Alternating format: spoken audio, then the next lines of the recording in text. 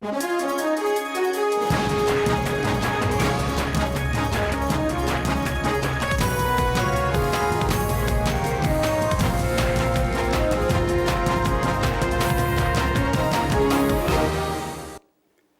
and welcome to Rights and Recourse, a program that informs and educates you about your legal rights and what recourse you have when those rights are violated. This is SABC News on Channel 404 on DSTV, and my name is Dumile Mateza.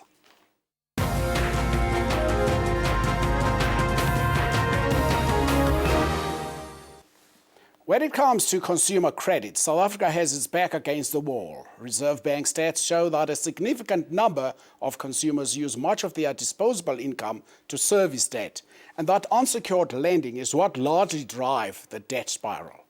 To arrest the situation, Parliament, through its Trade and Industry Select Committee, sought to find a solution to this impasse.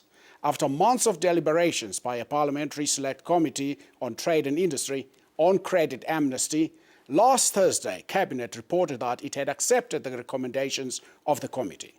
To unpack the meaning of the decision by Cabinet on the report, and more specifically on credit amnesty, are Mr. McDonald Netshitenzhe in our Pretoria studio in Pretoria, the Director for Policy and Legislation at the DTI, and Stephen Logan, a consumer lawyer, here with us to unpack all of this. If you wish to join us, you can comment on my Twitter at Dumile Mateza. Well, Stephen, probably I should start with you, McDonald, down in Pretoria, not with Stephen. Probably so. What informs the drive towards credit amnesty, and do we have a buy-in from credit providers? No, thanks, Dumile Mateza, and then thanks to the viewers.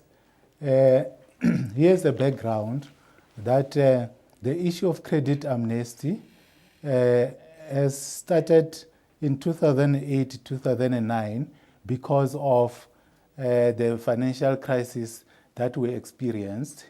And then you find that people are highly indebted. So when they are indebted, it means therefore they can no longer be active in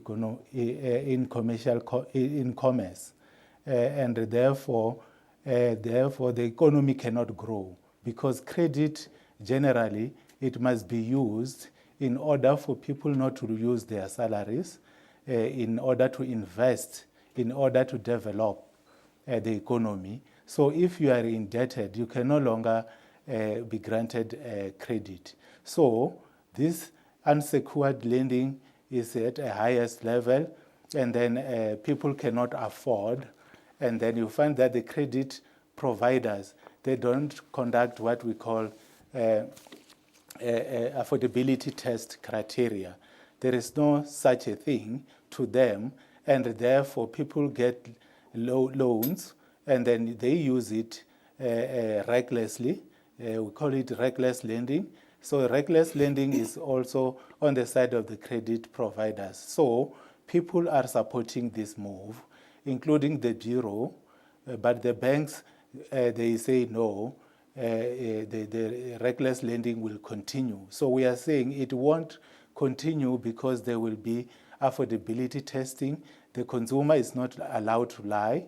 He has to show that they have disposal salary, and then the credit provider has to conduct such. It will be compulsory now, so there won't be reckless lending. Stephen, let me come to you. Why would banks be opposed to this move? Well, banks, for good reason, would probably be just concerned with the idea that the word amnesty would give consumers the idea that they don't have to make payment of their debt.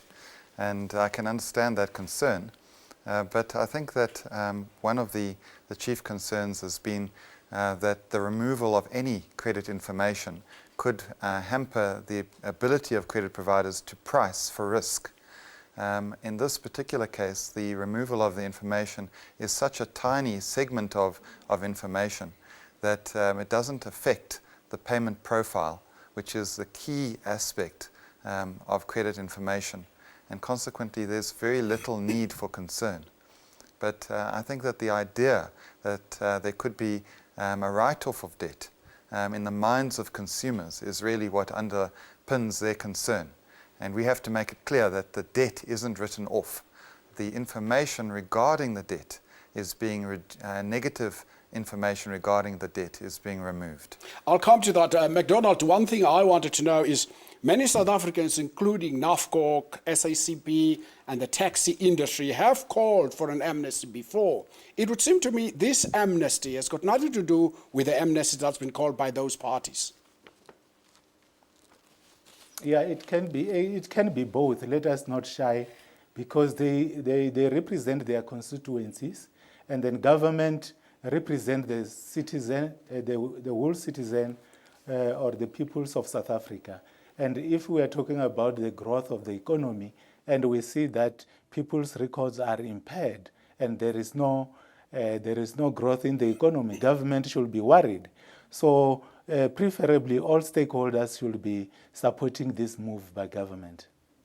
This, as you put it, Stephen, it would seem to me this amnesty will fall short of those calls made by NAFCOC and the SACP and the taxi industry.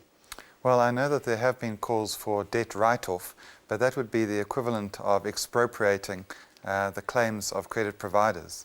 So that's not constitutionally possible. I think that government is going as far as it can in saying, well, what we can do is we can assist consumers who can afford credit, but who are blacklisted, to obtain credit. So the issue here is, if you can afford credit, why should you not be able to obtain it? If it's just the removal of this information that will assist you to obtain the credit, it could be good for the economy and consumers, provided, of course, they can afford the credit.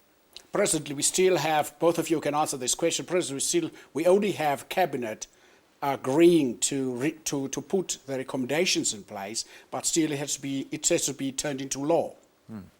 Yes, as far as I'm concerned or understand it, maybe MacDonald can explain further, but there needs to be an empowering provision, so an amendment to the law to allow the minister to actually go ahead and remove adverse information on this once-off basis like that.